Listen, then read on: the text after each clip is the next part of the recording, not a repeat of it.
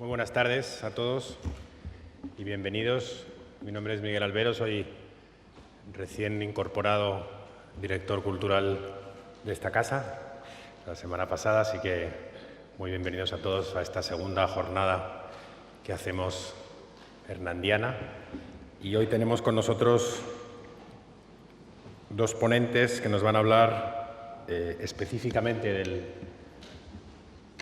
la participación de Miguel Hernández en el segundo Congreso Internacional de Escritores para la Defensa de la Cultura del 37, que son Manuel Aznar y Cecilio Alonso, así que les damos la bienvenida a los dos y les dejamos. Luego habrá tiempo y turno para preguntas, si así las hay. Muchísimas gracias a todos y les dejo con ellos. Muchas gracias.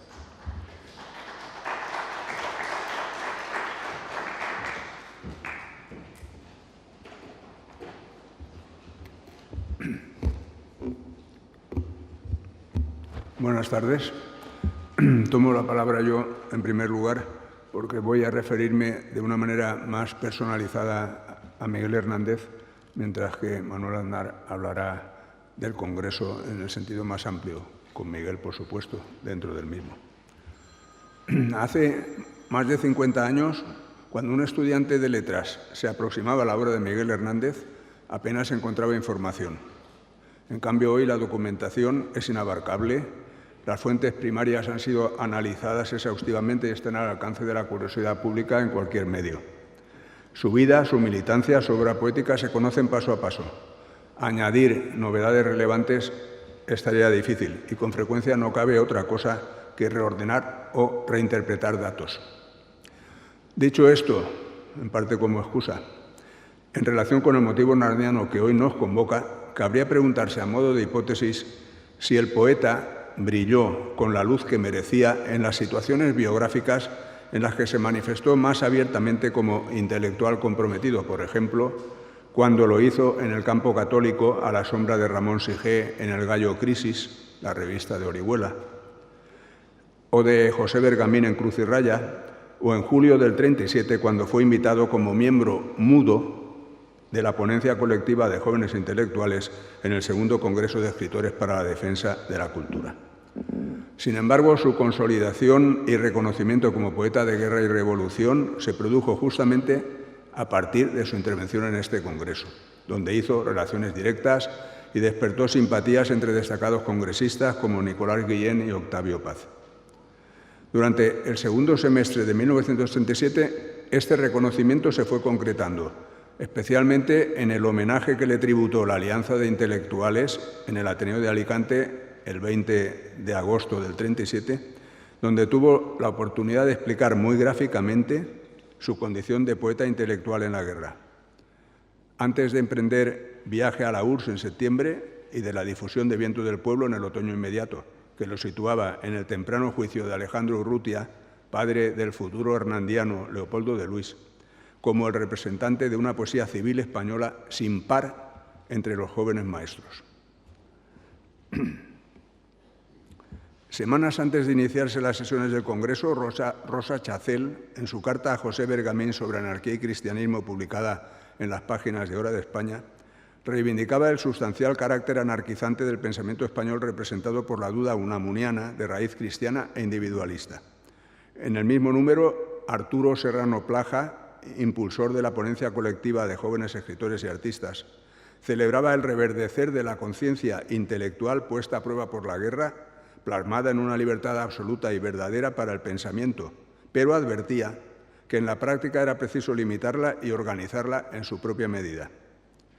El escritor era útil a la revolución de acuerdo con sus posibilidades y todo lo que fuese oponerse a ella, dejándose llevar por dudas individuales, significaba oponerse a la realidad del momento, que en 1937 era la revolución organizada por todo el pueblo y muy especialmente por la clase obrera como totalidad integrada y no como individualidad corroída, según palabras de Rosa Chacel también en Hora de España.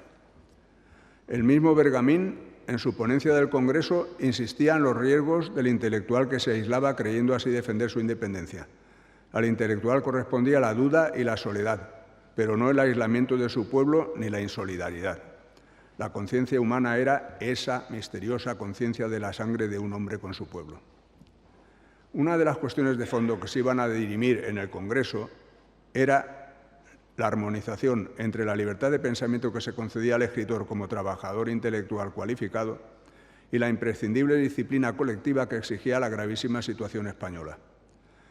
Aparte de su llamada de atención a las democracias occidentales en favor de la República, el Congreso expresaba las tensiones inevitables entre ambas concepciones de la función intelectual. Por un lado, la individualista, que hundía sus raíces inmediatas en el concepto del revisionismo crítico impulsado en Francia a fines del XIX con el Affaire des Filles y en España con el proceso de Montjuic o con el debate sobre la regeneración nacional después del 98. Por otro lado, la colectivista, un proyecto de realismo social, pero desarrollado contradictoriamente bajo las tensiones estéticas de un nuevo romanticismo de avanzada que ponía sus miras utópicas en contribuir a la superación de las vanguardias y a facilitar la hegemonía política del proletariado en unas circunstancias excepcionalmente adversas. En tal contexto, ¿cuál fue la conducta de un poeta como Miguel Hernández, impulsado en su primera juventud por el arte puro y por la proyección intrascendente de su poesía, ante las pruebas a que lo sometió por entero en vida y obra el desatado maniqueísmo propiciado por la trágica situación española? Sabemos que en el marco de la Guerra Civil la conciencia intelectual de Miguel Hernández se manifiesta primero como poeta en acción presente en los frentes de combate y segundo como escritor público de actualidad en forma de cronista y articulista de guerra. Pero lo cierto es que en los primeros 10 meses de lucha apenas había publicado en revistas militantes 14 poemas de los 25 que compondrían Viento del Pueblo, libro aparecido en septiembre del 37, ya cerrado el Congreso. Conocido, pero no suficientemente acreditado, quizás a ello obedeciera el que su presencia entre los ponentes no respondiera a una invitación de la organización para expresar una voz particularizada, sino para dar apoyo orgánico accidental a una declaración colectiva en cuya redacción no había participado, por más que estuviera de acuerdo con su contenido. Podría suponerse que, siendo ya autor del Rayo que no cesa, estaba en condiciones de hablar sobre los conflictos de fondo que la poesía de propaganda imponía a la creatividad, asunto que ya había comenzado a debatirse entre un sector de camaradas militantes de la Alianza de Intelectuales, sobre todo tras el desbordamiento del romancero de guerra durante la primera fase de la contienda. El romance y el pentamotor no pueden coexistir en una hora, objetaba Rosa Chacel, también en Hora de España, instando a los jóvenes intelectuales a no desviarse de su propia línea creativa, porque sólo así servirían mejor a los intereses del pueblo. Miguel Hernández era uno de los que podían darse por aludido, pues no en balde había imaginado en su poema Llamo a la juventud aquello de que el Cid subiera en su airado potro y en su cólera celeste a derribar trimotores como quien derriba mieses. Tampoco los juicios de Altolaguirre, Navarro Tomás o Ramón Gaya tendían a reconocerle todavía indiscutible madurez poética. Sin dudar de la autenticidad de su testimonio como poeta soldado, el primero le reprochaba cierta desigualdad en sus versos. El segundo percibía la pugna interna entre una vigorosa inspiración y la resistencia de un instrumento expresivo insuficientemente dominado. Mientras el último advertía que la efectividad de su verso encubría la debilidad de su poesía. Los versos de Miguel Hernández, respetado por cuantos conocían la pureza con que asumía sus funciones de intelectual en tareas de propaganda, despertaban todavía en julio del 37 reticencias entre sus colegas cultos.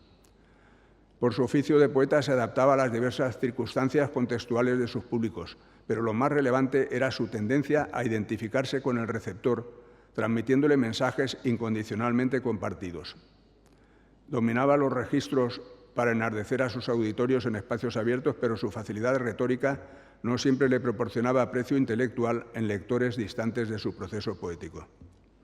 Es claro que esta función externa de intelectual orgánico popular en tiempos de guerra es la que contaba y que él no la ejercía en el plano teórico reflexivo habitual en que lo hacían sus compañeros de Hora de España, sino en su poesía militante y en las abundantes prosas periodísticas donde quedó dispersa su sincera entrega a la causa popular. Pero cabe pensar que si como juglar de guerra Hernández se hubiese limitado a una transmisión mecánica de consignas políticas circunstanciales, no merecería ahora la atención que le prestamos.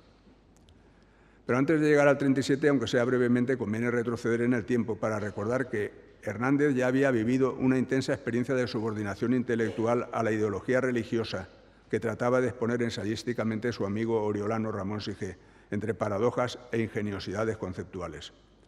Los resultados de ese temprano compromiso, coincidente con sus años mendicantes de urgente autopromoción para acreditarse en la sociedad literaria, se hallan, como es bien sabido, en la efímera revista El Gallo Crisis y en sus tanteos dramáticos iniciales, el auto sacramental ¿Quién te ha visto y quién te ve y sombra de lo que eras?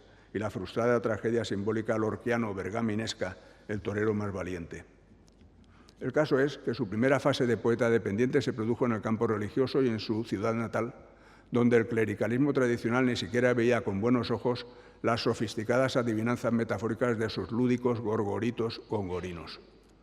El mismo canónigo protector Luis Almarcha, que contribuyó a financiar la edición de Perito en Lunas, le dijo claramente que pagaba, pero que no le gustaba aquel tipo de poesía. Una ristra de peticiones de ayuda a autoridades locales y provinciales ha dejado impúdica huella en la correspondencia juvenil del poeta. Parece que la pureza de sus intenciones, su desmedido deseo de escapar hacia espacios ilusorios donde desarrollar su arte, le impedían pensar que aquellas peticiones habían de pasarle factura, andando el tiempo. Eutimio Martín, su biógrafo más severo, ha sido quizá algo duro con él cuando subraya su interés en escalar posiciones y consideraciones sociales. No voy a discutir que Miguel Hernández no pretendiera reconocimiento material por sus aportaciones poéticas, pero hay que recordar que también entregaba sus habilidades con candorosa pureza y a cambio de nada, cuando se identificaba con la causa que lo reclamaba. Y fue el caso que entre 1933 y 1934 su proceso creativo se identificó sinceramente con el imaginario teocrático de Sige, sin que quepa sospechar que estuviera vendiendo su pluma, sino más bien compartiendo unos planteamientos religiosos solo en apariencia renovadores, cuya simbología básica tenía bien asimilada por la costumbre y el clima clerical en que se había educado. La diferencia entre ambos amigos radicaba en que donde el ensayista ponía ascetismo, contradicciones, españolismo histórico y sentido trágico ecuménico, el poeta aportaba sensualidad, drama existencial y exuberante vida natural, como ya observó Agustín Sánchez Vidal al constatar que la teología se solía revestir en Miguel de biología y panteísmo.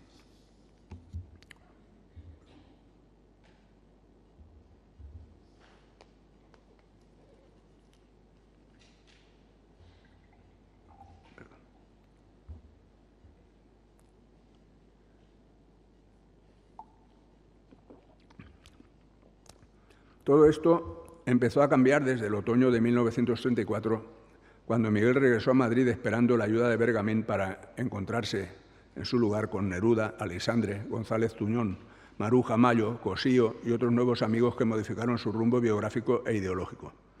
A ellos destinó su poema Sonreídme en la primavera del 35, que marcaba la hora de su distanciamiento consciente del catolicismo, de su reencuentro con sus raíces campesinas y con su conciencia cósmica, de su primera declaración revolucionaria y anticapitalista entre relampagueos proféticos de hachas y hoces vengativas y sangrientas. Vengo muy satisfecho de librarme de la serpiente de las múltiples cúpulas, la serpiente escamada de casullas y cálices. Me libré de los templos, sonreídme. Su breve incursión primaveral en las misiones pedagógicas propició inesperadas inmersiones intrahistóricas en pobres tierras labrantías.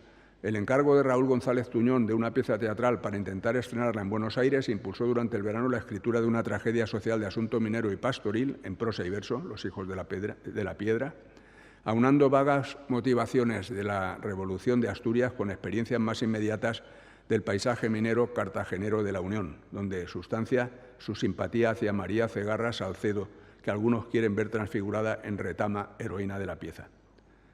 Poco después, tras haber recibido la amistosa visita de Sige en Madrid, corrobora su distanciamiento en una carta a Juan Guerrero Ruiz, donde aseguraba haber dejado de sentir muchas de las cosas que decía en su auto sacramental y su desentendimiento de la política católica y dañina de Cruz y Raya y de la exacerbada y triste revista de Sige.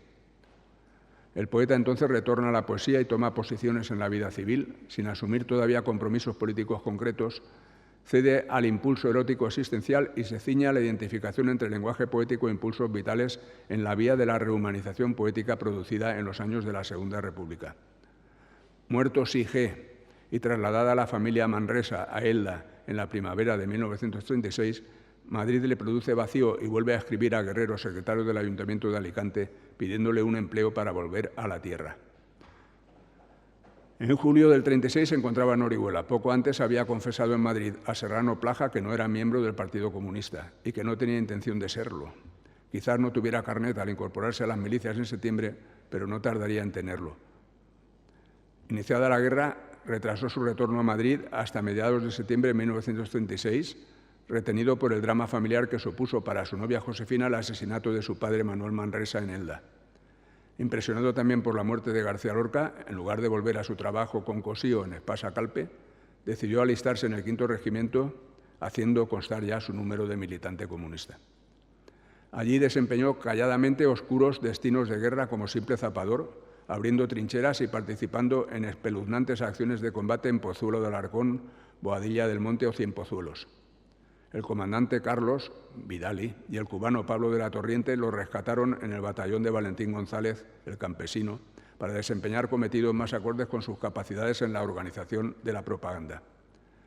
El 19 de noviembre asume su condición de intelectual revolucionario al pie del manifiesto a los intelectuales antifascistas del mundo entero, firmado por 27 poetas, escritores y artistas. Pronto elevado a funciones de responsabilidad, en el Frente Sur y en el Extremeño, el PC vino a ser para él la nueva referencia trascendente que interpretaba los intereses del proletariado para lograr la soñada sociedad sin clases, con el apremio que imponía la circunstancia bélica. La redención social colectiva sustituía a la salvación personal religiosa. La guerra produjo en Miguel Hernández una sensible inflexión en su oficio de poeta. Neutralizó su yo privado, su egocentrismo lírico y lo convirtió bruscamente de literato desalentado en riesgo de desclasamiento en intelectual orgánico de su propia clase social, la del asalariado, cualquiera que fuese su origen y situación, proletarios, jornaleros, gañanes, pobres y braceros, que concretaba en nuevos términos la ambigüedad política del término burgués pueblo, tan gastado y sublimado desde el siglo XIX. A primeros de julio del 37 acudió a Valencia para participar en el Congreso. De su estancia en una ciudad donde se encontraba incómodo, sé muy poco, apenas lo que reflejan sus breves cartas a Josefina y la charla testimonial que sostuvo en una fonda valenciana con Nicolás Guillén y Langston Hughes. Asistió a la sesión inaugural el día 4, salió para Madrid el 5, regresó el 8. El Congreso no le dejaba tiempo libre. El día 12 anunciaba su vuelta a Cox, donde estaba su esposa, en 3 o 4 días, y escribe enigmáticamente: no he ido a Barcelona por ir donde y con quien tú sabes. Su firma en la ponencia colectiva fue un acto más de disciplina. Que su reconocimiento como intelectual antifascista no estaba todavía muy definido lo atestigua que solo el argentino González Tuñón, antiguo amigo suyo, lo nombró de pasada en su ponencia, sin contar el anecdótico despiste del poeta inglés Stephen Spender, congresista, que en un lapsus no enmendado en la versión escrita lo llamó el pastor de Málaga, desliz compensado con una cortés hipérbole que lo elevaba a soldado de la civilización y a poeta emocionante y profundamente imaginativo de esta guerra. Años después, Spender había mejorado sus datos biográficos sobre el poeta, pero aún recordaba una fábula disparatada que corría entre los congresistas extranjeros acerca de que el soldado poeta pastor campesino, Miguel Hernández, había sido encontrado en las montañas de su pueblo por un cura que lo tuteló y le enseñó las primeras letras en textos de los escritores de los siglos XVI y XVII, y que a su llegada a Madrid en el 34 había acabado con los residuos modernistas de la poesía española. Cuando Spender cometió su lapsus, todavía no se había leído la ponencia colectiva, firmada tras rápida lectura en una reunión convocada por su redactor Arturo Serrano Plaja, a quien le parecía impúdico leerla como declaración personal. Recién llegado del frente extremeño, Miguel Hernández, como antes dije, fue invitado a firmar como intelectual, no como militante del Partido Comunista.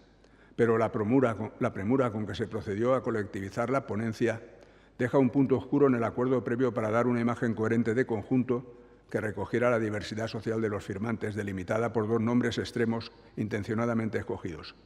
Por una parte, el de Miguel Hernández, de origen enteramente campesino, se decía en la ponencia, y por otra, Juan Gil Albert, miembro de la elevada burguesía refinada, también secretario de organización del Congreso junto con Serrano Plaja. Quizás carezca de interés saber si esta tópica polaridad entre el poeta campesino y el refinado burgués era una estrategia previamente sometida a la conformidad de ambos interesados o consecuencia improvisada de alguna de las pequeñas enmiendas que modificaron el texto original. En cualquier caso, se destacaba el tópico de su ruralismo, que Hernández no solo aceptaba sin solivianto intelectual como una inevitable simplificación biográfica, sino que también llegó a cultivarlo por propia iniciativa en otros actos públicos. Su orgullo individual de cabrero campesino desclasado por vía poética se redimía con el orgullo de creer que la tradición literaria culta, asimilada en años de esfuerzo, casi en solitario, era un tesoro interclasista útil para la completa redención del pueblo que ahora perseguía como intelectual comunista. Como sabemos, el contenido de la ponencia colectiva propuesto por Serrano Plaja insistía en la necesidad de conciliar el mundo interior del artista con la realidad revolucionaria para corresponder, en la misma medida y con la misma pasión, a los sacrificios que estaba haciendo la juventud de la República en los frentes de guerra. Con manifiesto optimismo se declaraba la superación de todo conflicto entre la realidad objetiva y el mundo íntimo del artista. Se manifestaba contra el arte de propaganda y defendía el humanismo que intentaba abarcar a la totalidad de los seres, restituyéndoles la conciencia de su valor. Otros motivos existenciales de la tradición poética debían contribuir al estímulo de una juventud inactiva o remisa, aunque para dar sentido revolucionario a la juventud había que ganar antes la guerra, respondiendo en definitiva a la más reiterada consigna comunista.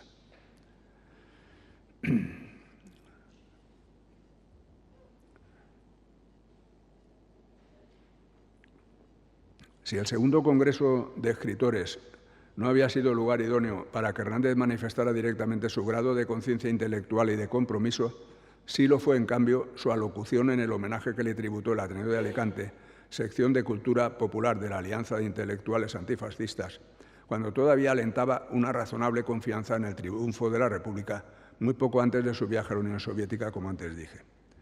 Presentado por el músico José Juan Pérez, el texto incompleto que conocemos por la amplia transcripción que ofreció el diario alicantino Nuestra Bandera constituye un testimonio más emotivo que cerebral, entre narrativo y definitorio, construido en torno a la dimensión solidaria del poeta entre la lírica y la épica.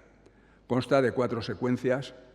Las 2 centrales referentes a su vida militar a las órdenes del campesino ya habían sido publicadas en el semanario Ayuda. Los pasajes inéditos de sus motivaciones intelectuales se hallaban en las secuencias 1 y 4. Vamos a ver. El diario Nuestra Bandera se empezó a publicar a principios de julio del 37 en Alicante como consecuencia de la escisión entre el Partido Socialista y el Partido Comunista, que hasta entonces compartían un diario titulado Bandera Roja, que siguió como diario socialista. Entonces, en las primeras jornadas coincidió con el Congreso y dio una información bastante extensa, posiblemente de las más extensas, porque es de las más extensas que dieron los periódicos de la zona valenciana, por lo menos, porque este periódico tenía mucha difusión. Empezó con 6.000 ejemplares y a los pocos ya estaba ya en 22.000, de manera que se circulaba por toda la actual Comunidad Valenciana. Aquí hay una referencia al acto de clausura del segundo Congreso en Valencia, y aquí empieza la información sobre Miguel Hernández que acabo de delimitarles. Este texto no se ha editado nunca en su integridad, y he dicho que el primer punto, el poeta en la guerra,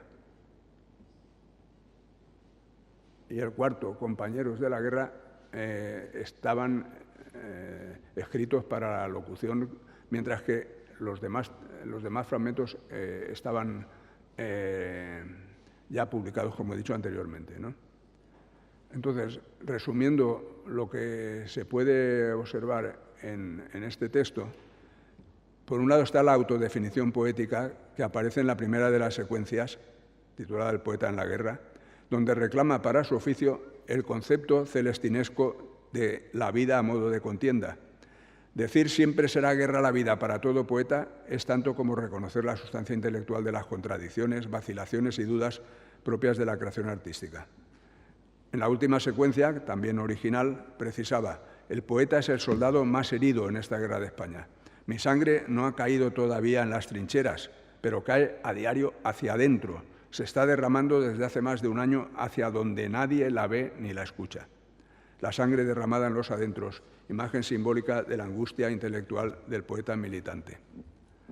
En cuanto a la motivación, la atribuye a la muerte de Lorca, en cierto modo, el asesinato de Lorca, que lo empujaba contra sus asesinos en un violento deseo de venganza. Dice textualmente: me siento más hombre, más poeta, y un día cogí el fusil que me correspondía después de cavar trincheras que han anegado tantas sangres nobles. Afirma también que quería identificarse con la España de las pobrezas como eco, clamor y soldado. En las secuencias intermedias hay recuerdos anecdóticos de su estancia con el campesino y breves relatos en germen de camaradas a los que en poco tiempo la guerra transformaba su miedo en heroica temeridad.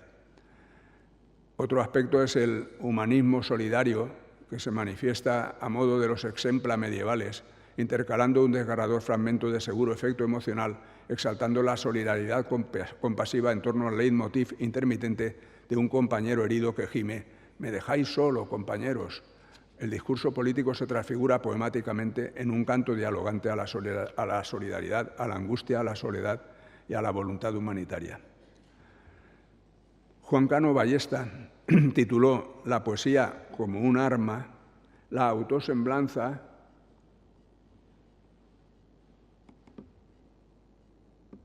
que se incluye al frente de la reproducción del poema Fuerza de Manzanares, como ven en la parte superior, en que también de una manera absolutamente inédita, ¿no?, en el mismo diario, exageraba algún tópico biográfico, pero añadía una breve confesión que constituye, a mi entender, una de sus más luminosas declaraciones sobre la doble dimensión de la poesía como imperiosa guerra sufrida por el poeta.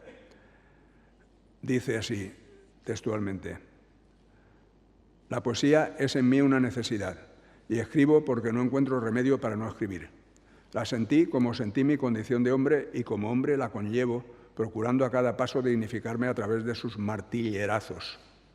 Me he metido con toda ella dentro de esta tremenda España popular de la que no sé si he salido nunca. En la guerra la esgrimo como un arma y en la paz será un arma también, aunque reposada. Vivo para exaltar los valores puros del pueblo y a su lado estoy tan dispuesto a vivir como a morir». Me parece que no es preciso glosar el contenido. Y termino.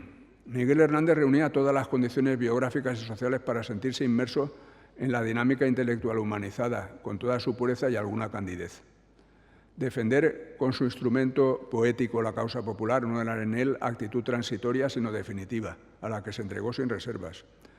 Lo que no podía valorar en medio del bosque, donde guerra antifascista y revolución se confundían, era hasta qué punto su generosidad en el deseo de destruir el sistema lo convertía en intelectual orgánico de una determinada política de signo internacionalista, a la que se plegó con fidelidad acrítica, incluso cuando en la cárcel de Alicante decía mantenerse estalinista, pese al pacto germano-soviético, si hemos de dar crédito a los testimonios de su paisano anarquista Ramón Pérez Álvarez o a los del socialista Luis Fabregat.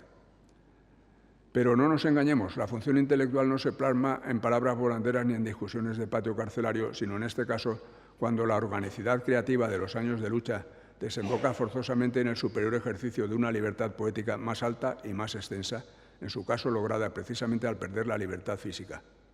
Su poesía depurada en el lenguaje del cancionero y romancero de ausencias se repliega en sí misma para expresar el máximo de fidelidad intelectual a un universo colectivo, reducido a una resistencia no menos idealizada en su abstracción que la lucha anterior en sus comprometidos signos materiales de poeta combatiente. Y aquí termino. Muchas gracias.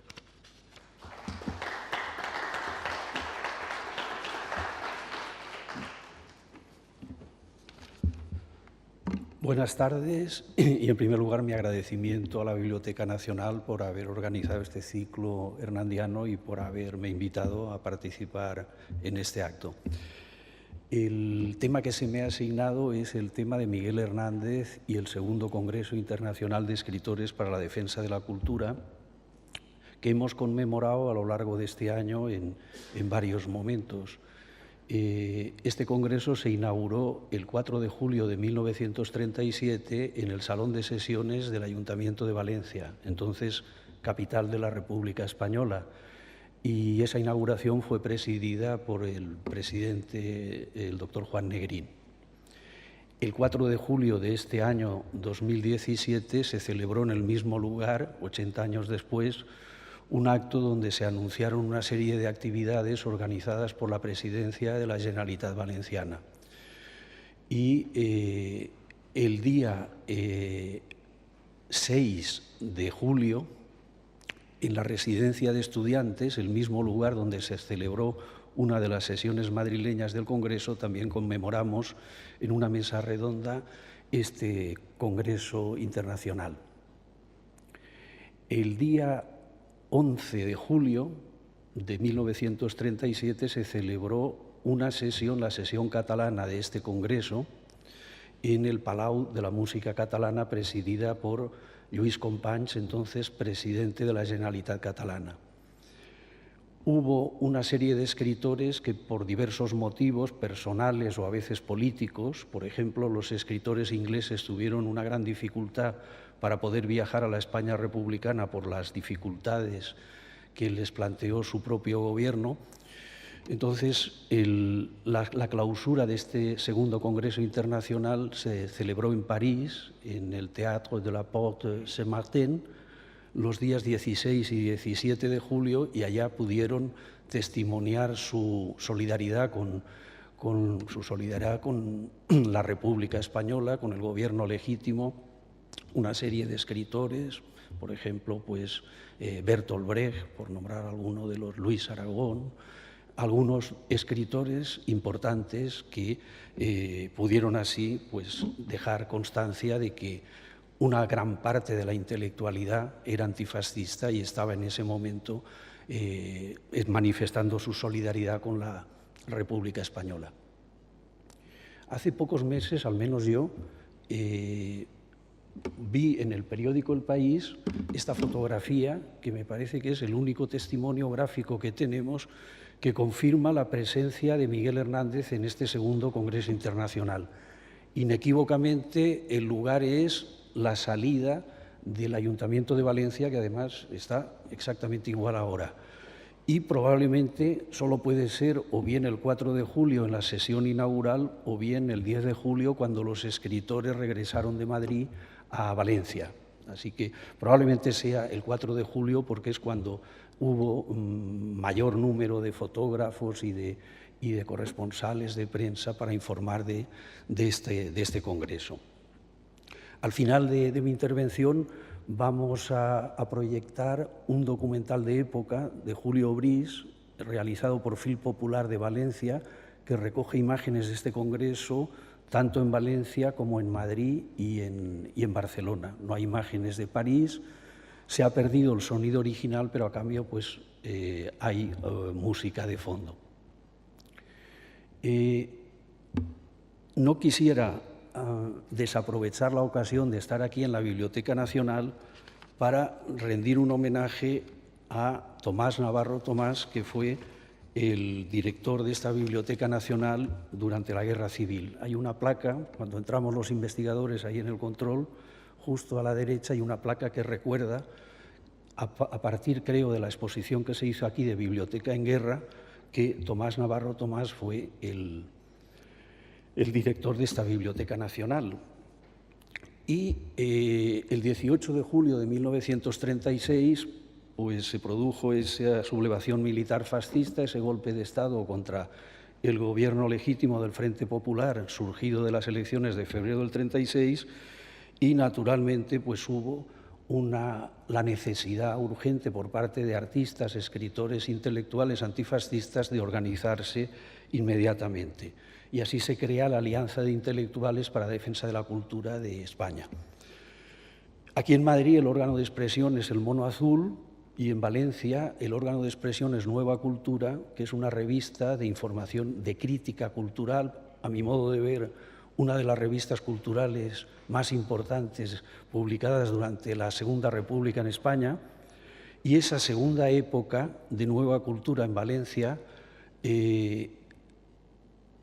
surge o se publica como órgano de expresión de la Alianza de Intelectuales para la Defensa de la Cultura de Valencia.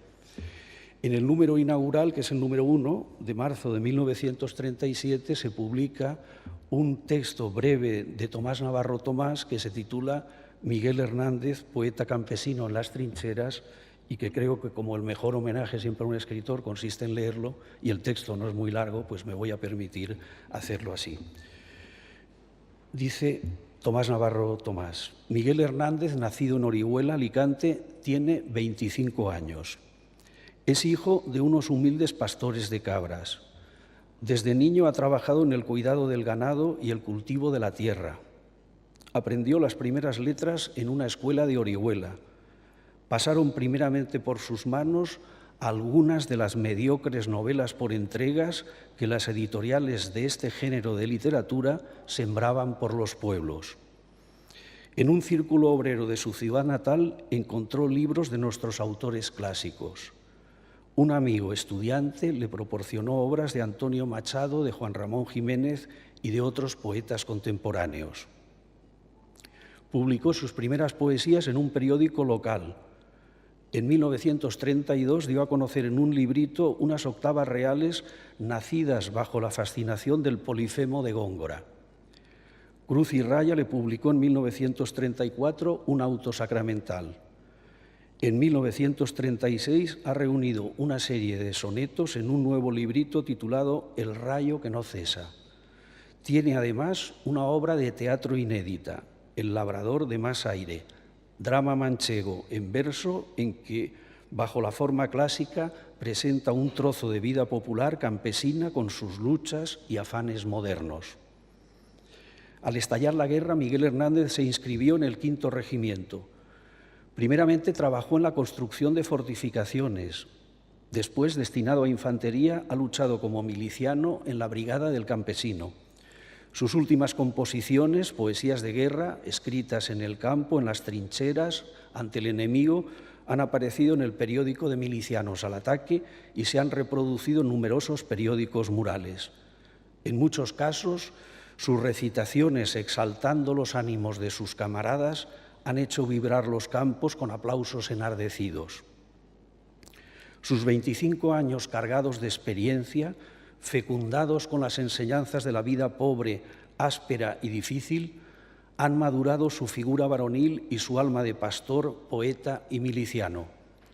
Siente con amplitud y profundidad la tragedia de España, el sacrificio del pueblo y la misión de la juventud. Sirve a su pueblo como poeta y como soldado. Su espíritu, encendido en un puro ideal de justicia y libertad, se vierte generosamente en sus composiciones poéticas y en su vida militar. El caudal de sus sentimientos lucha con la dificultad de la palabra y del verso, sin encontrar siempre la forma de expresión justa y adecuada. Se percibe la pugna interna entre el ímpetu de una vigorosa inspiración y la resistencia de un instrumento expresivo insuficientemente dominado. Pero esta misma forma, labrada con visible esfuerzo y tenacidad, contribuye en cambio a reforzar la impresión de honda y cálida sinceridad emocional que sus composiciones reflejan. En el efecto de sus recitaciones, las cualidades de su estilo hallan perfecto complemento en las firmes inflexiones de su voz, en su cara curtida por el aire y el sol, en su traje de recia pana, en su justillo de velluda piel de cordero y hasta en el carácter de su dicción, fuertemente marcada con el sello fonético del acento regional. Sus ademanes son sobrios y contenidos y su expresión enérgica, grave y concentrada. Hay una ardiente exaltación en el recogimiento de su gesto y en la fijeza e intensidad de su mirada. No es de extrañar que, como él mismo dice, su espíritu se sienta más compenetrado con el aliento de los campos de Castilla que con el de los huertos levantinos. La dignidad del tono, del ritmo y del concepto hacen revivir en sus labios, en muchos pasajes, las resonancias épicas del romancero. Este es el texto que introduce después la publicación en este número 1 de la revista Nueva Cultura de marzo de 1937 de 3 poemas que se titulan Recoged esta voz, Llamo a la juventud y El niño yuntero.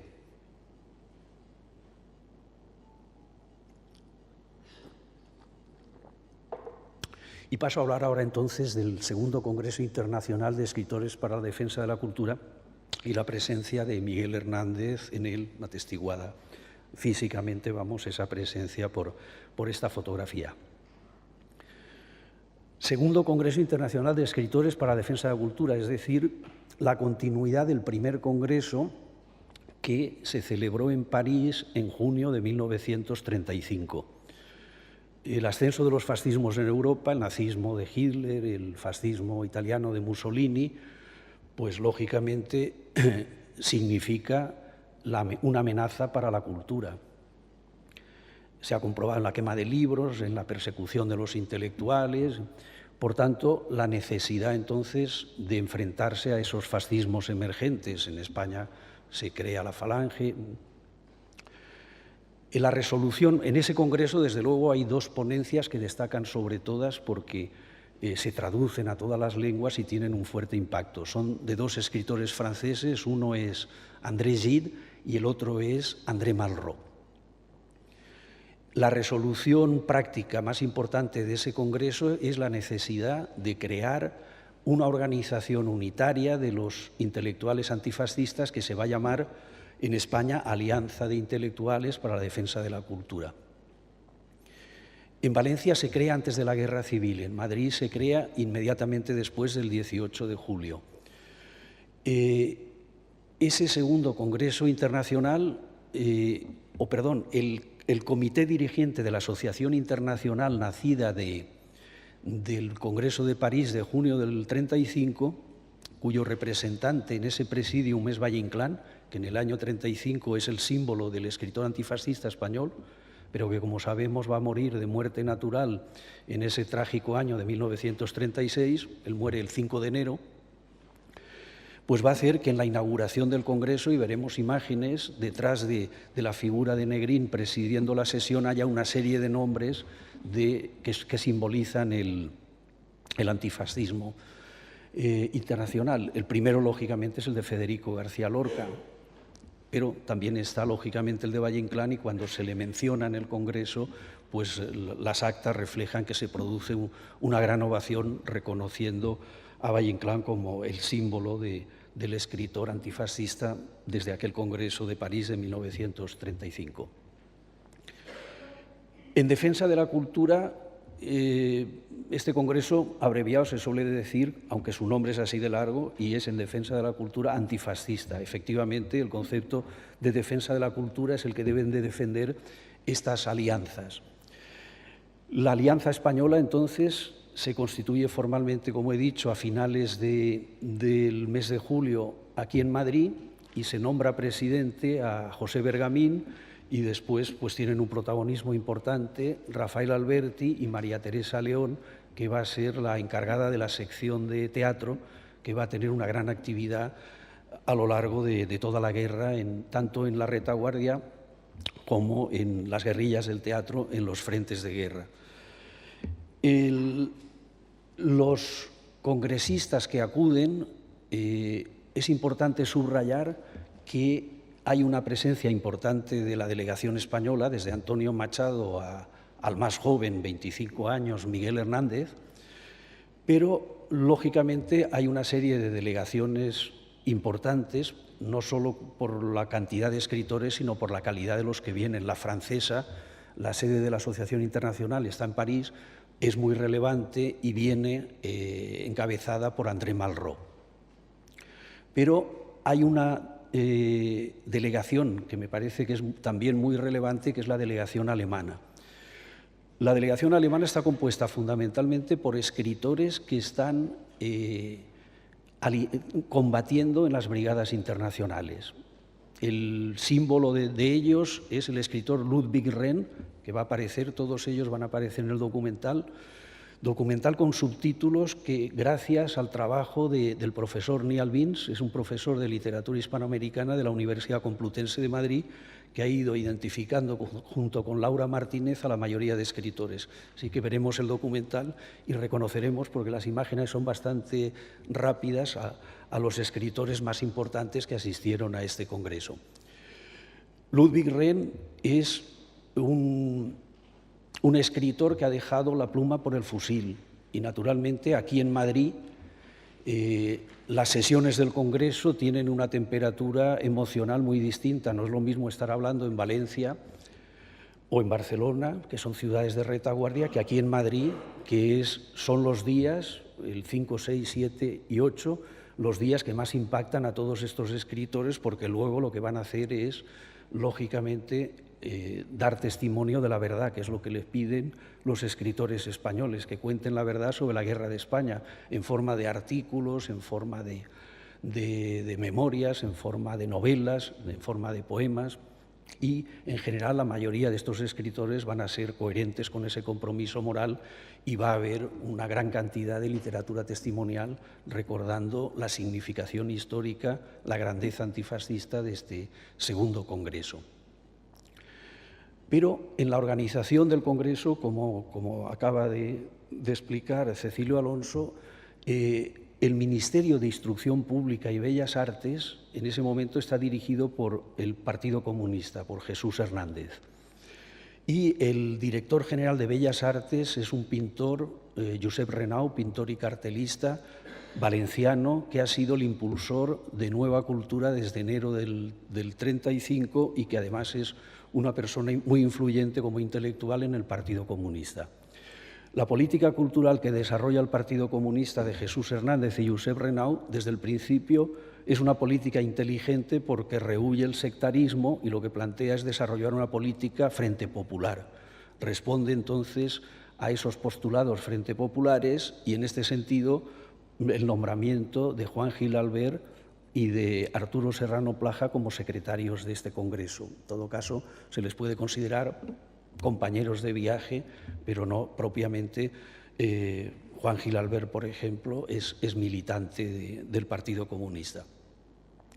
Pero hay el Ministerio de Instrucción Pública y Bellas Artes organiza, y lo organiza con la ayuda económica que he podido documentar últimamente del Ministerio de Propaganda que dirige Carlos Esplá. Y esa documentación me ha permitido todavía ver con mayor claridad la importancia de Pablo Neruda en la organización de este Congreso desde París.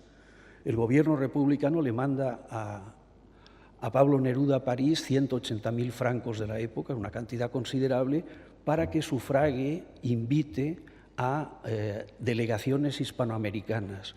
Entonces hay que resaltar también la importante presencia de escritores mexicanos, argentinos, chilenos, que vamos a ir viendo también rápidamente en el documental.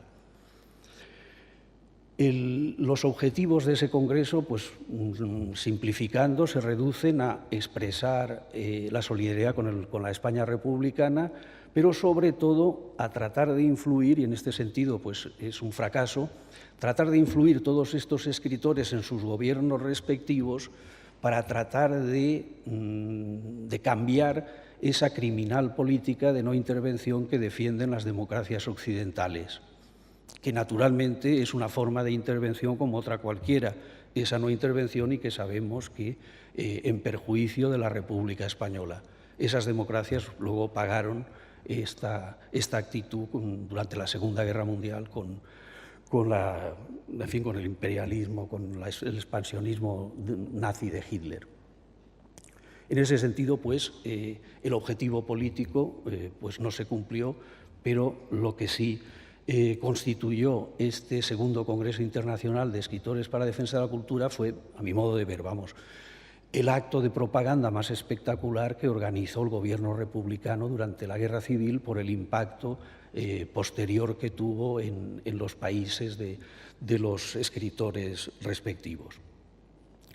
Uno de los libros que se regalaron a estos congresistas al llegar a Valencia, llegaron ellos la noche del 4 y se inauguró el Congreso, llegaron la noche del 3, el 4 se inauguró el Congreso y después de las sesiones de mañana y tarde asistieron en el Teatro Principal de Valencia a una representación de Mariana Pineda que realizaron antiguos actores de La Barraca, pero en donde el papel de don Pedro lo representó nada menos que Luis Cernuda, como un homenaje personal al propio Federico García Lorca.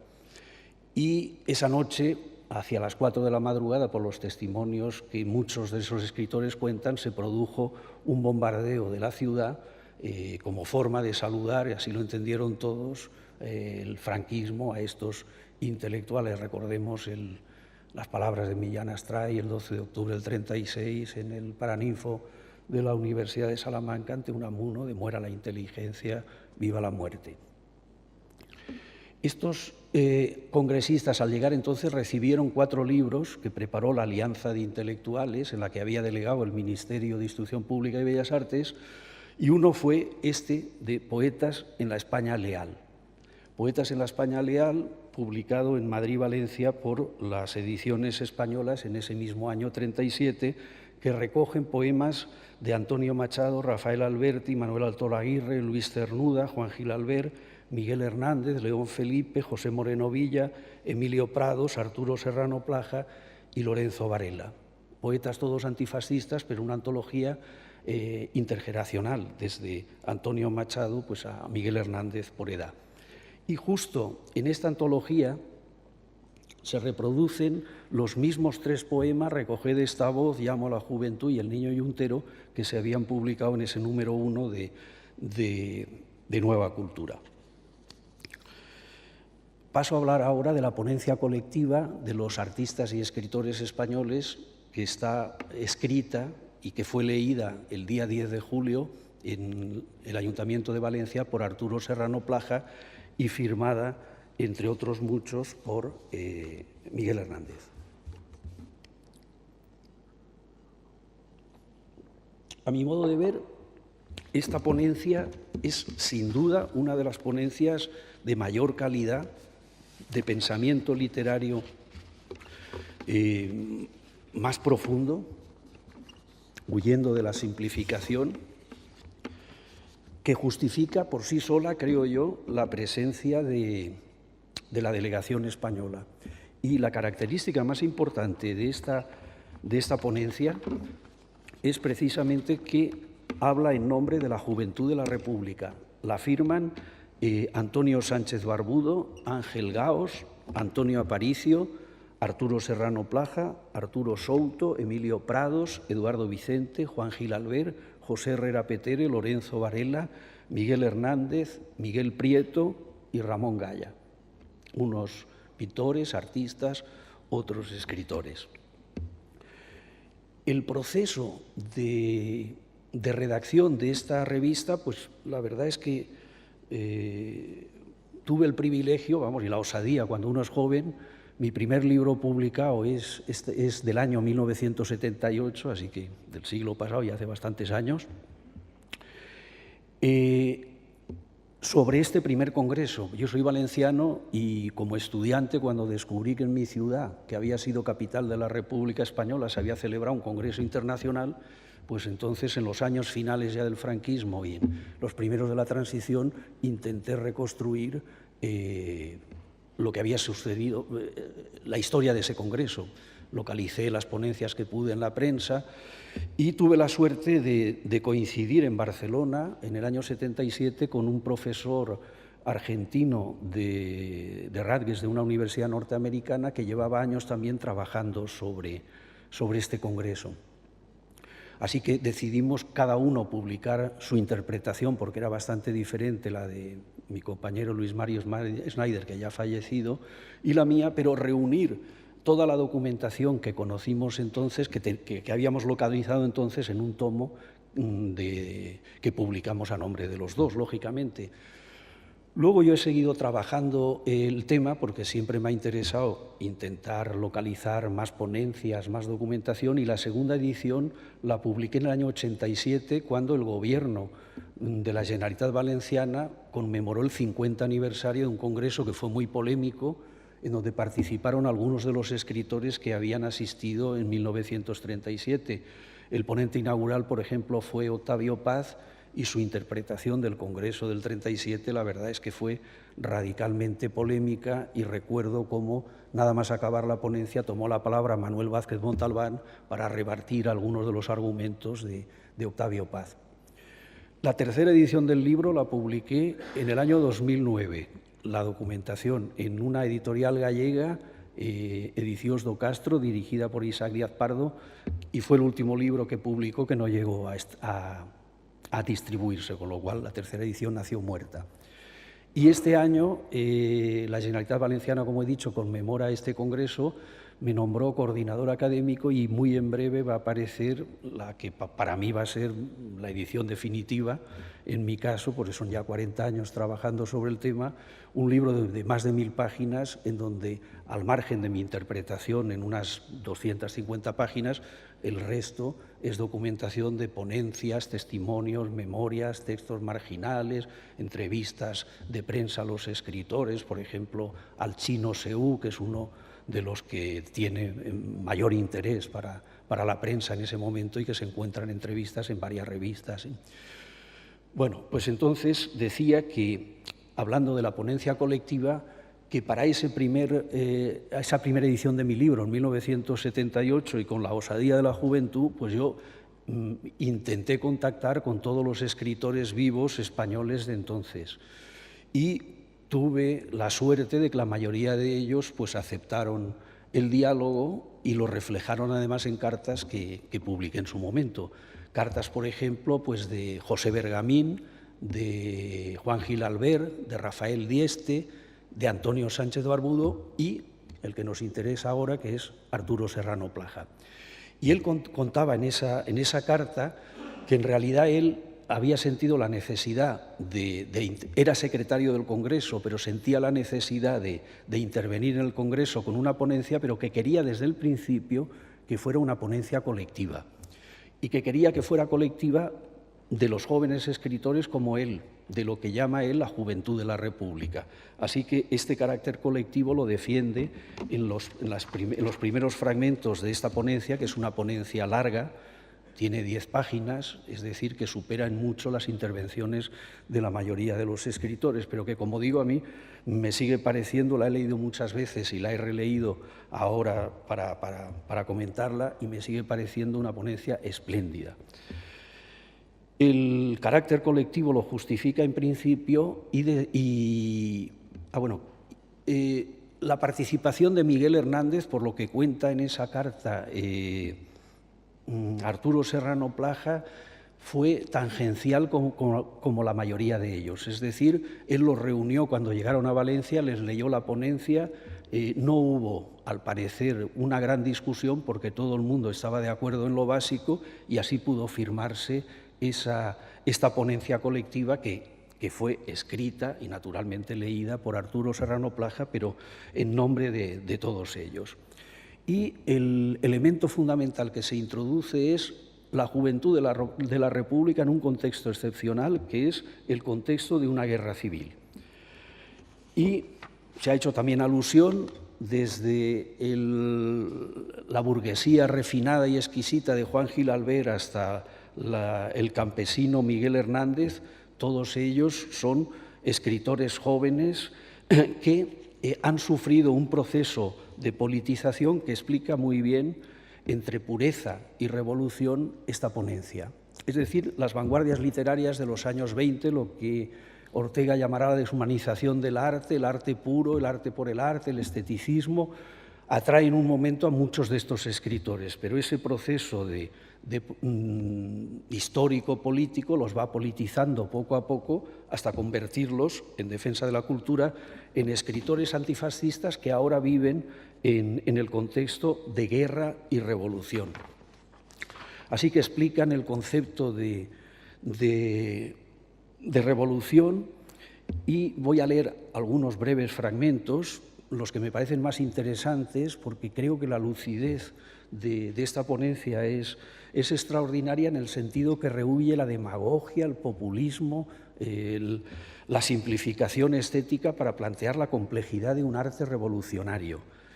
El arte abstracto, dice la ponencia en un fragmento, de los últimos años nos parecía falso, pero no podíamos admitir como revolucionaria, como verdadera, una pintura, por ejemplo, por el solo hecho de que su concreción estuviese referida a pintar un obrero con el puño levantado o con una bandera roja o con cualquier otro símbolo, dejando la realidad más esencial sin expresar.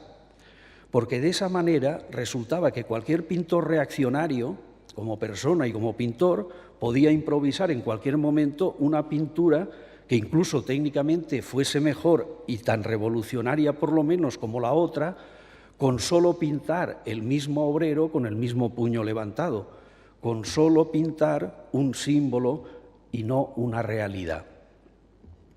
Así que para la ponencia colectiva la revolución no es solamente una forma, no es solamente un símbolo, sino que representa un contenido, dicen, vivísimamente concreto, un sentido del hombre absoluto e incluso unas categorías perfectamente definidas como puntos de referencia de su esencialidad. Son críticos frente al realismo socialista que aprobó el Partido Comunista de la Unión Soviética en el Congreso de Escritores de 1934, al que asistieron Rafael Alberti y María Teresa León en Moscú. Contra el realismo socialista, ellos hablan de un arte, dice, nosotros declaramos que nuestra máxima aspiración es la de expresar fundamentalmente esa realidad revolucionaria con la que nos sentimos de acuerdo poética, política y filosóficamente.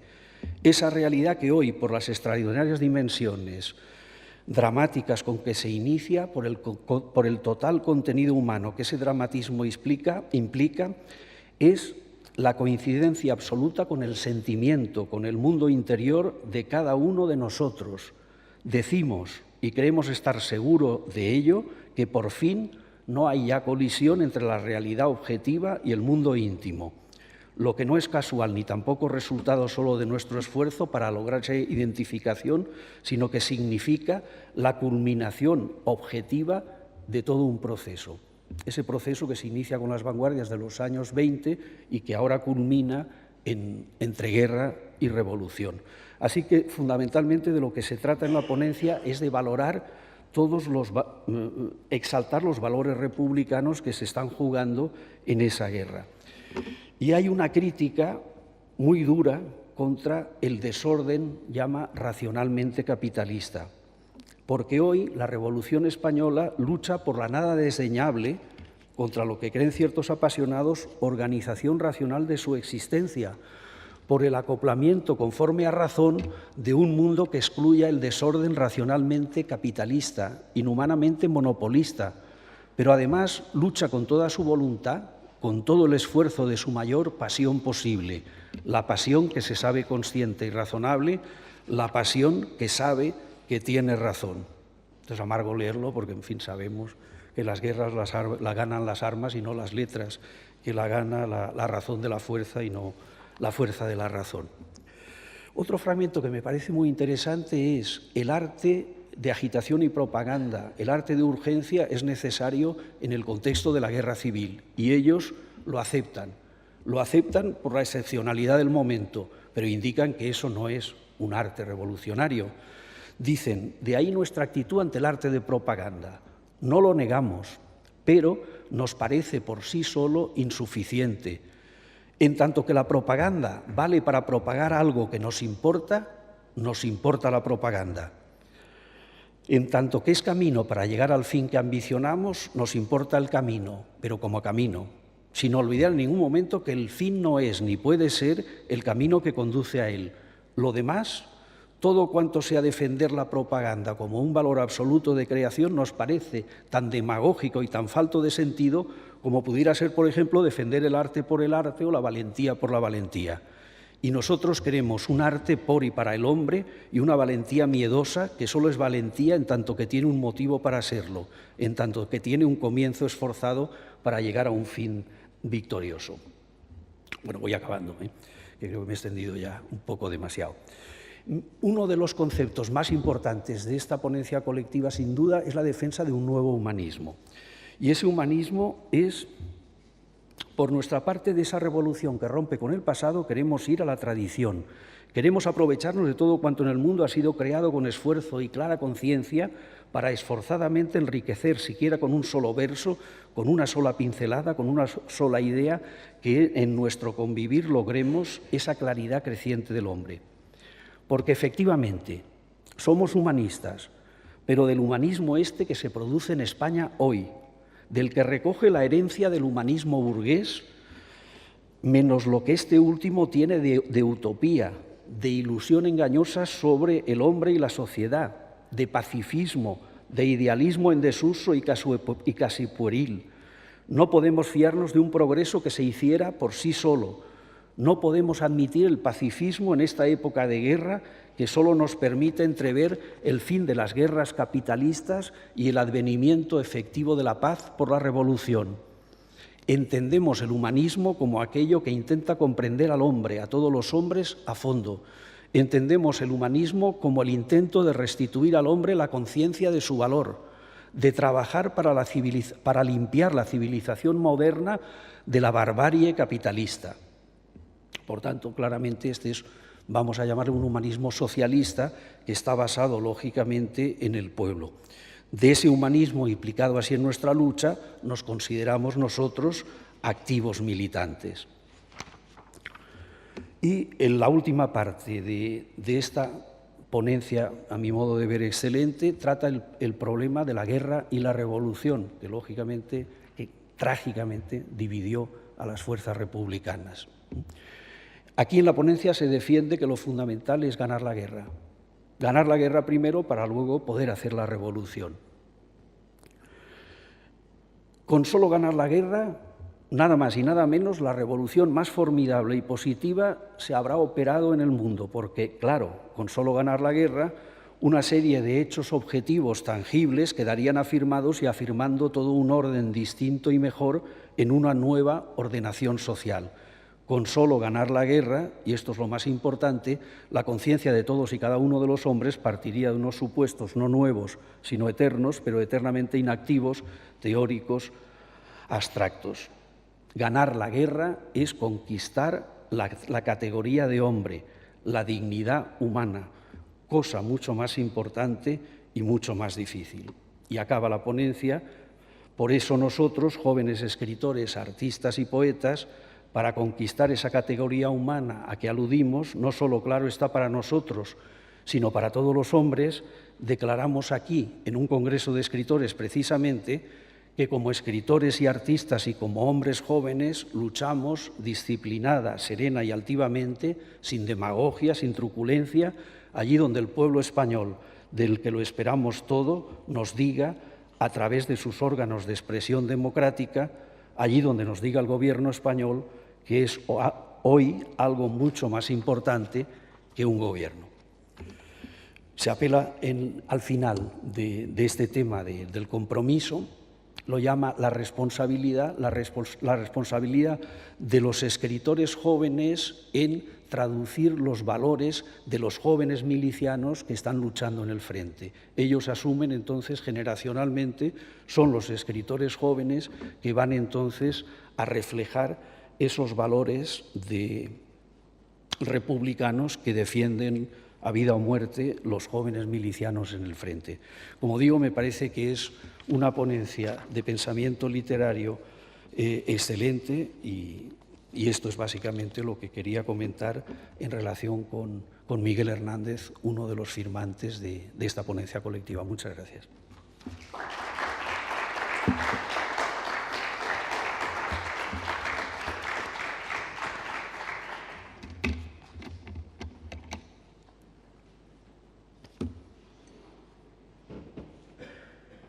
Perdón, ahora vamos a ver el documental que no dura escasamente 10 minutos del segundo Congreso Internacional de Escritores.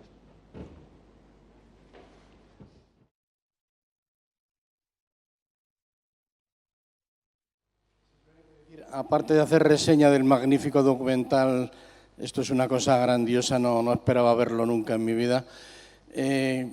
Una pregunta, ¿no aparece Mas'aup en ningún momento, no? En las dos, bueno, ni en el documental no me ha parecido verle, pero ya tampoco está. No está, ¿no? Mas'aup estaba en París en ese momento y no participó, ni siquiera en la sesión de París. Bueno, él era el agregado cultural de la Embajada Republicana en París, con Luis Araquistain, que era el embajador, y él participa en la organización del Congreso. Mas'aup, claro, tiene muchos contactos con escritores franceses y asiste a las sesiones del Congreso en Valencia y en Madrid, al menos. Está dudoso que fuera a Barcelona. Miguel Hernández queda claro que no fue a Barcelona, pero sí estuvo en Valencia y Madrid. No interviene con ninguna ponencia, pero el papel de Max Aub, fundamentalmente, por lo que cuenta luego en La gallina ciega, cuando viene en el verano de 1969 a Madrid, es precisamente que está recorriendo, supongo que es el Paseo de Rosales, lo que se ve, y está recorriendo y recordando cómo él estuvo en julio de 1937 en esos mismos escenarios que ahora recorre en el año 69. Yo conocí al poeta canario Fernando González, que fue profesor de literatura en la calle Antonio Leiva, en Carabanchel, en los últimos años de su vida docente, y nos contó, un par de alumnos que fuimos por su casa, que Max Aub, en los 3 meses que tuvo concedidos de visita a España, que vino de México, que unos días antes de visitar nosotros a Fernando González, que había estado Max Aub cenando en su casa. Me impresionó. Si no recuerdo mal, es que lo cuenta Max Aub. Creo que sale el nombre de Fernando González en La gallina ciega. Gracias.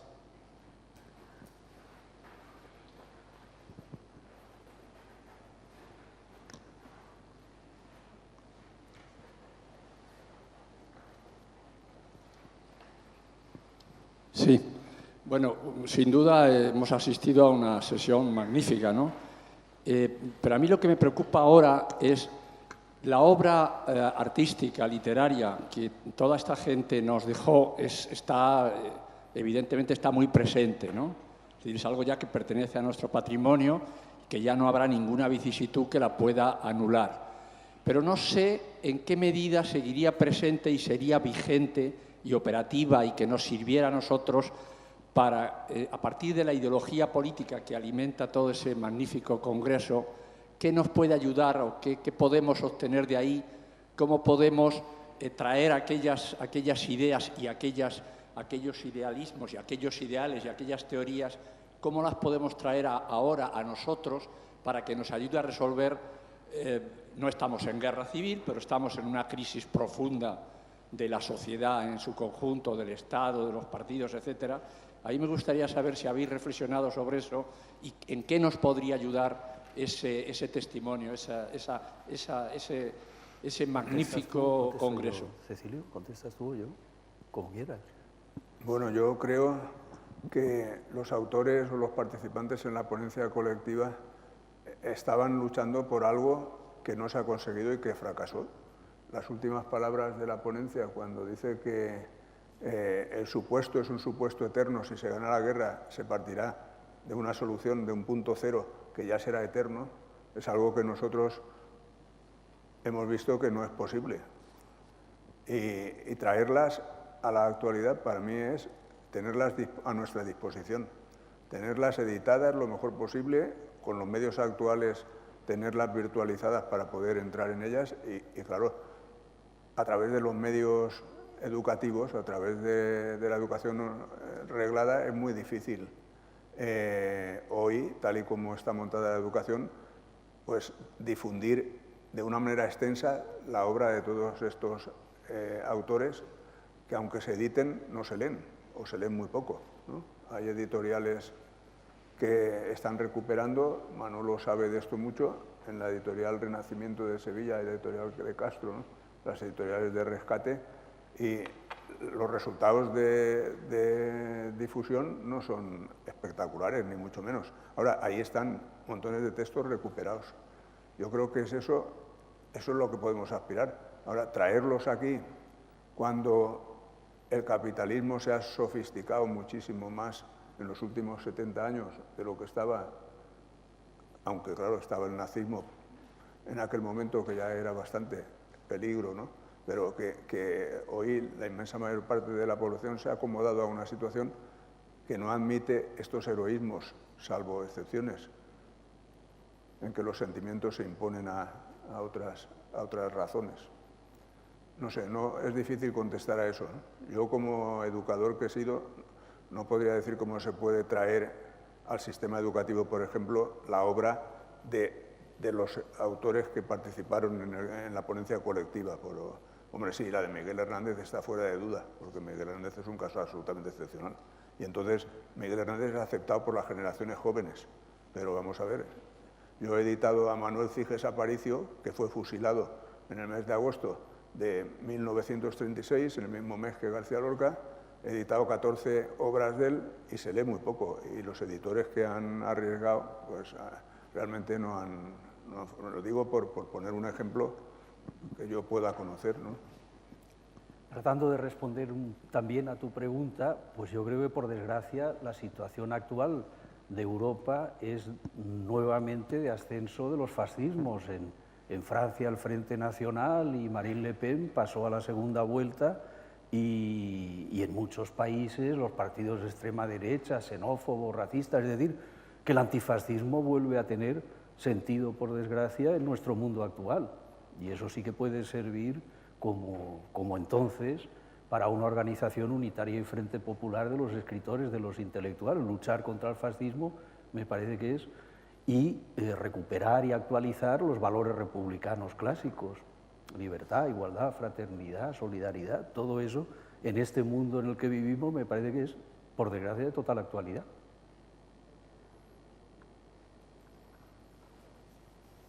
Sí, buenas tardes. Sí, buenas tardes. Bueno, gracias por las intervenciones y sobre todo gracias por ese documental al que ahora me voy a referir. Yo creo que hay una cosa que se puede siempre aprender o tener presente de ese congreso, y no solamente de ese congreso, otras manifestaciones de la guerra civil, que es la generosidad y la solidaridad. Son dos características de la sociedad que parece que han desaparecido, ¿verdad? Y aquí hay una solidaridad evidente en estos escritores y una generosidad en todos esos combatientes extranjeros que estuvieron en la guerra civil. Eso me parece que es importante recordar y de reconocer. Por otra parte, yo simplemente quería haceros una pregunta, porque vosotros habréis visto más veces el documental, pero a mí esa foto que apareció en El País de Miguel Hernández, en la puerta del Ayuntamiento de Valencia, me llama la atención, primero por los uniformes. No consigo localizar esos uniformes porque no tienen las bandas que indican la graduación de los oficiales. Me llama la atención. Y el ejército republicano no tenía estrellas sino bandas para que no se confundieran, ¿no?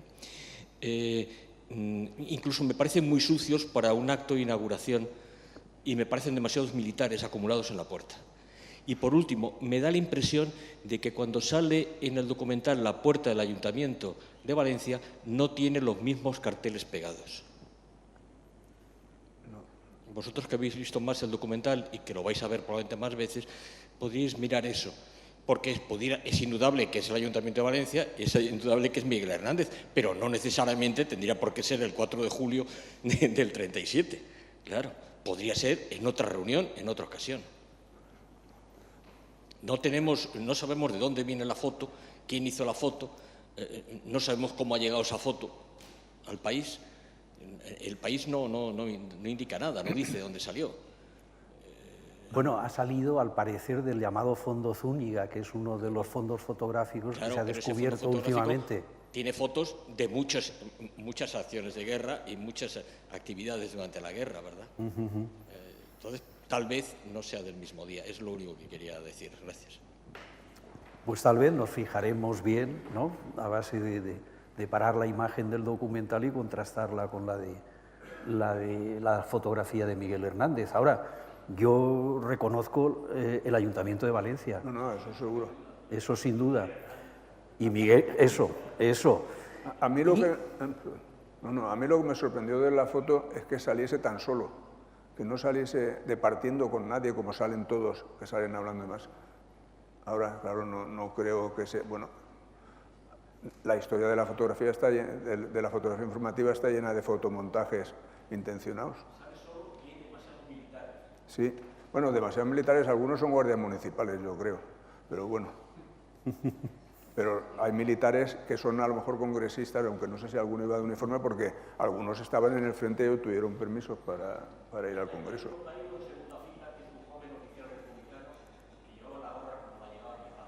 Que va en camisa, ¿no?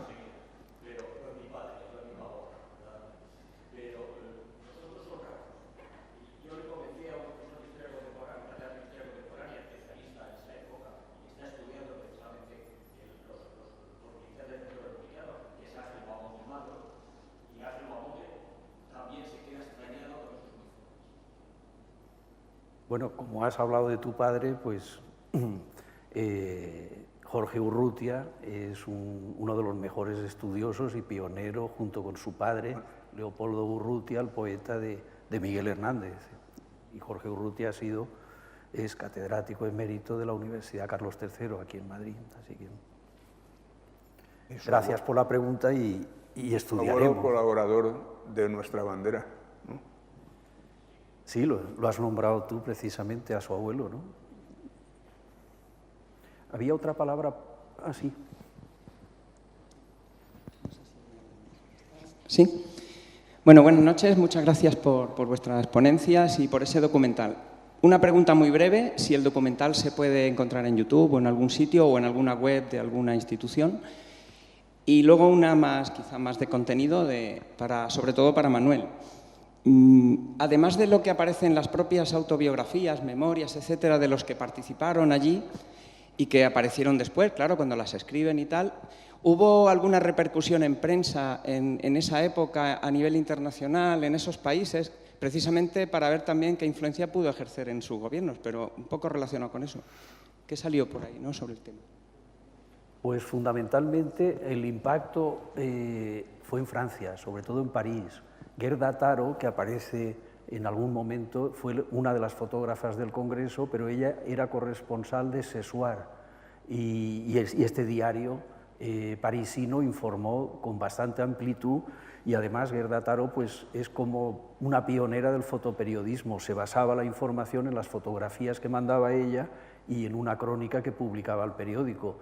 También he encontrado referencias en una revista que se llama Regard, Miradas, donde también se publican fotos del Congreso de Gerda Taro, que a continuación del Congreso va a ir al frente de Brunete y va a encontrar la muerte allí. Así que son prácticamente casi que sus últimas fotografías. No sé si respondo a la pregunta que me habías hecho. Sobre todo es como información directa de prensa, con las limitaciones de la época, claro.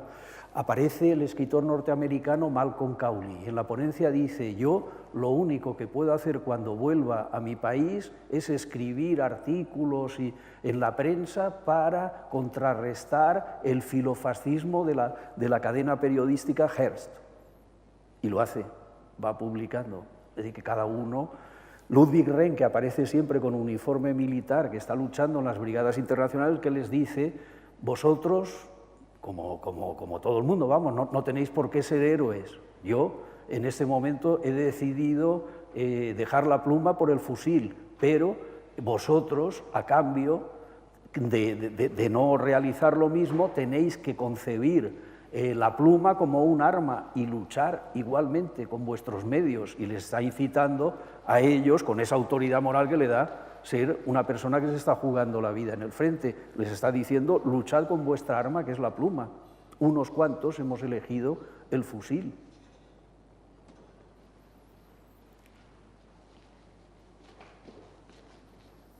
¿Alguna pregunta más?